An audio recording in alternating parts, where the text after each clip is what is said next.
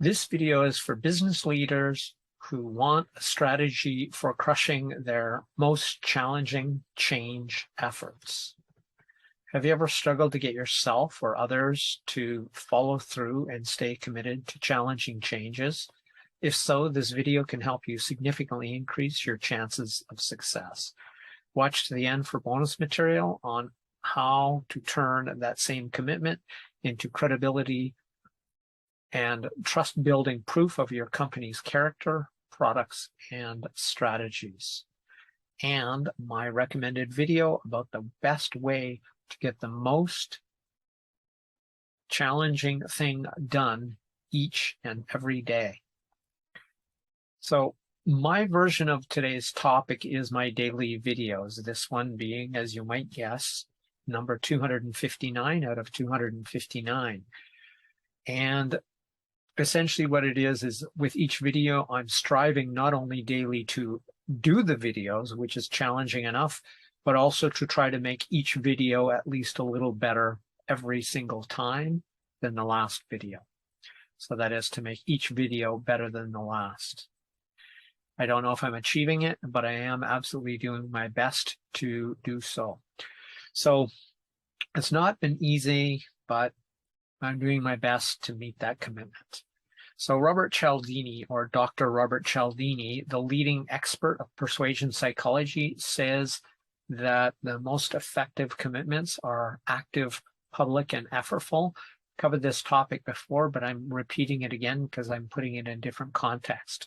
So active means you have to take some kind of action to make that commitment, whatever it is. It could be signing a contract, announcing to others what you're doing, as in what leads into the next part of the active, public, and effortful thing, but anything where there is actions you must take as part of that commitment. And in this case, announcing the fact that you're making a commitment is another version of active, but the other component to that is, of course, you're announcing it to others, which means it's public, and you're sharing those commitments with others who will then know if you don't follow through on your commitments. That's a very powerful component of this kind of strategy.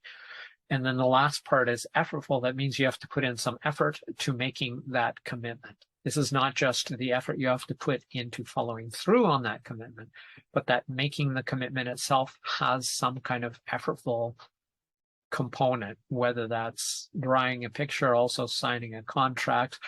I don't see in a lot of ways the distinction between the effortful. It's just that, well, active means action and effortful means it takes a certain amount or a measurable amount of effort, right? So it can be active and easy, but you'd want it not to be that. You want it to be active, public, and effortful to maximize the chances of you getting the most out of your commitment and following through on it. Or remember, this is doing it, training others to do the same. So by being active and effortful, we create psychological momentum. That is, we create the idea that, well, we're already moving forward with an action and we are doing so with effort. And because we want to stay commitment with behavior in something that Robert Cialdini calls commitment and consistency, that is, what we do, we tend to want to stay consistent with. So essentially, commitment and consistency is when our beliefs, words, and actions all match with one another. Think of it this way. How many people do you know who are consistently late or don't keep their promises? In particular, don't keep their promises to you or your business. You start doubting what they say and trust them less because their commitments aren't consistent with their actions. They say one thing and do another. And we tend to trust and like people more every time they keep their promises to us. So when there's an alignment between belief, behavior, and words, then we tend to build trust and respect for those who do that. So by making our commitment public, others will know whether we keep that commitment or not. So by me saying on January 1st of this year that I was going to do an episode every day, I pulled the trigger and risked being publicly outed as not keeping my commitments consistent with my behavior.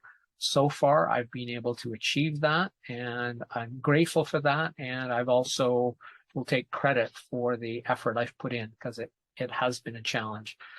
So essentially, if you don't stay consistent to that commitment that you've made publicly, you basically risk losing the trust and respect of those you've made that commitment to.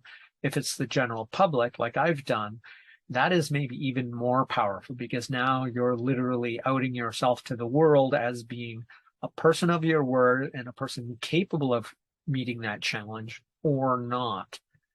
But conversely, it also, assuming you achieve it, gives proof that you are the person you say you are, and that your methods, your techniques, your product, whatever it happens to be, is what you say it is. So essentially what this comes down to also is that we all hate losing about twice as much as we like gaining. That is, we hate losing something, anything, about twice as much as we like gaining. And that comes from the work, I believe, of Amos Tversky and Daniel Kahneman in their behavioral economics models. However, it's also used in this case by Robert Cialdini, and it's called loss aversion. And it's another one of Cialdini's persuasion techniques, and all his 7 persuasion techniques that he talks about as sort of overarching principles. He calls them levers of influence. So commitments that are active, public, and effortful are especially powerful. They motivate ourselves and others to commit to and act upon challenges until we achieve them, for all the reasons I've already talked about. Welcome to the bonus content. So by successfully achieving your active, public, and effortful commitments, you've also basically proven your company's leadership, expertise, and credibility of your products. So in the case of my product, it's consulting, and so has a lot to do with mindset, principles, techniques based on neuroscience and other social psychology and everything else that I can basically pull together. And by talking about consistent effort, everyday application, forming habits, and everything else, and by doing it as I have done now for 259 days in a row, this builds fundamental credibility that I wouldn't have if I simply talked about it, but couldn't have somebody go and, quite literally, any human being on earth go see and check.